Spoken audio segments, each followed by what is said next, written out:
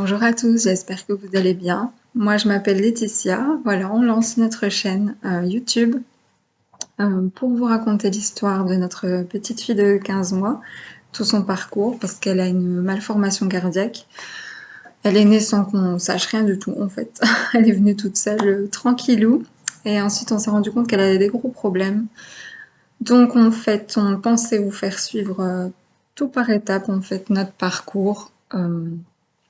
Pour bien comprendre et apprendre aux gens en fait qu'il y a parfois des choses qu'on s'y attend pas. Nous on pensait que vraiment tout allait être tout beau tout rose dès le départ avec notre petite princesse, sauf que c'est pas le cas du tout et que des fois il faut s'attendre à devoir prendre certaines décisions, qu'il faut s'attendre à plein de choses en fait. Donc voilà, je vais vous faire un gros résumé et dans les prochaines vidéos, je vous ferai tout par détail, par petites vidéos, par petits sujets. On va aussi parler dans les prochaines vidéos de Nikki qui se trouve juste derrière. Je vous dirai plus, c'est la petite peluche, la mascotte de l'association des enfants cardiaques de l'hôpital Saint-Luc à Bruxelles. Voilà, donc je vais vous raconter un petit peu le petit parcours. Donc en fait, Céleste, elle est née le 30 août, sans problème particulier dès le départ, pas le premier jour en tout cas. Le lendemain, le pédiatre est venu, il l'a ausculté, donc là il s'est dit qu'il y avait peut-être un problème. Il l'a emmené du coup en néonat pour faire une écho cardiaque. Là il nous a dit clairement qu'en fait il y avait un problème. Donc elle a une malformation congénitale, donc pour faire court, elle a un gros trou au milieu du cœur. Enfin, elle avait, puisque maintenant il est réparé, on va dire à 99%, je dirais. Donc voilà, gros coup dur pour la naissance. Ensuite, il nous avait bien dit que si ça se dégradait, il fallait le revoir assez vite. Chose qui s'est produite dans les 2 jours qui ont suivi la rentrée à la maison. Donc elle a commencé à tirer au niveau des côtes. Donc quand on dit que ça tire au niveau des côtes, c'est, pour vous faire une image, c'est des trous en fait qui se forment quand vous respirez. Un peu comme on parle maintenant au niveau du Covid. Donc quand vous avez ce genre de trous, ça montre une détresse respiratoire et là il faut intervenir rapidement, soit en traitement ou soit chirurgicalement.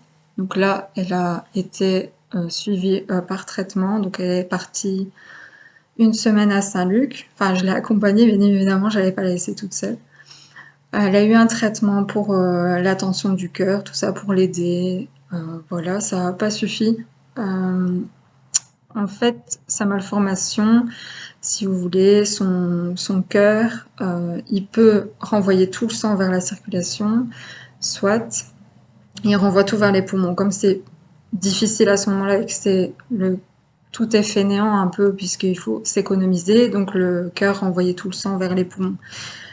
Ce qu'il y a eu du coup, c'est qu'en fait ses poumons ils se sont gorgés donc de sang et il a fallu intervenir vers 3 mois et demi parce que tous ces biberons, elle les vomissait, donc on faisait des allers-retours pas possibles entre l'hôpital près de chez nous et la maison, et donc voilà, pour eux c'était normal, elle vomissait, bon bah voilà. Je ne parle pas de tout le monde, bien évidemment. Il y a des médecins qui ont fait plus attention que d'autres. Maintenant, c'est pas le but de dénigrer qui que ce soit. Donc, on est parti à Bruxelles à ces 3 mois et demi en urgence. Elle a dû se faire opérer très rapidement.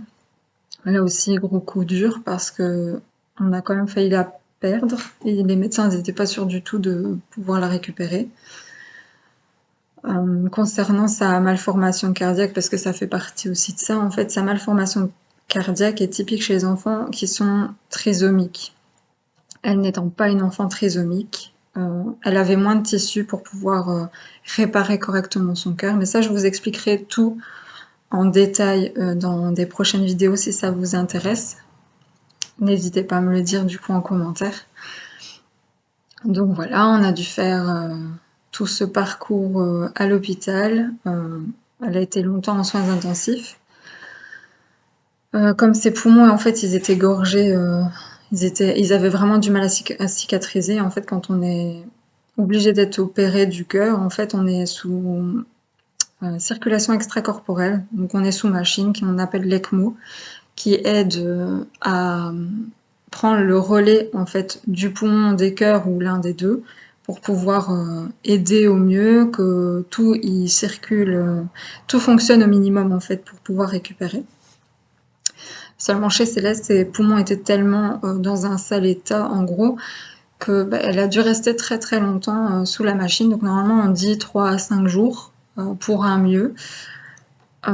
Cette machine comporte des risques, mais ça je vous les expliquerai aussi dans une autre vidéo.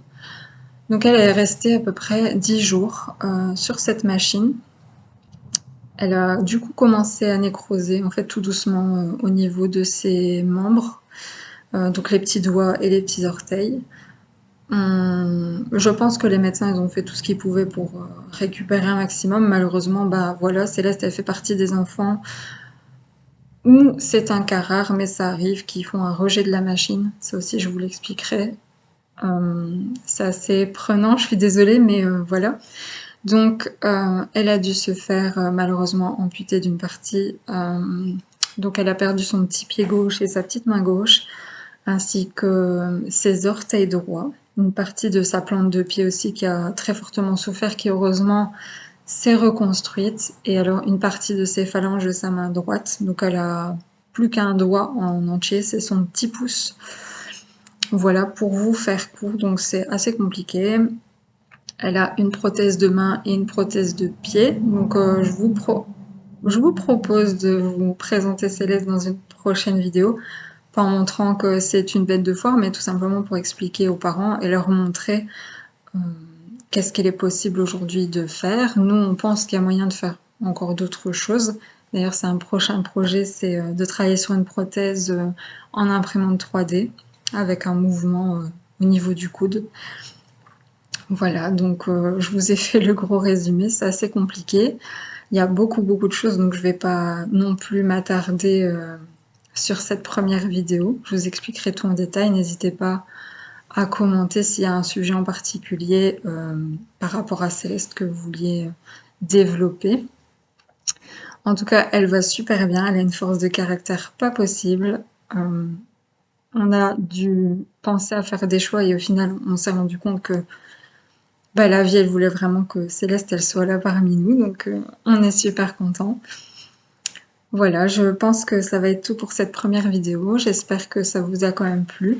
J'espère que le parcours de Céleste vous touchera et vous pourriez partager un maximum parce que je pense que tous les parents doivent s'attendre à ce genre de parcours. On peut pas se dire que ça va être tout beau, tout rose. Donc n'hésitez pas à partager, à mettre des petits pouces bleus et je vous dis à tout bientôt. Bisous!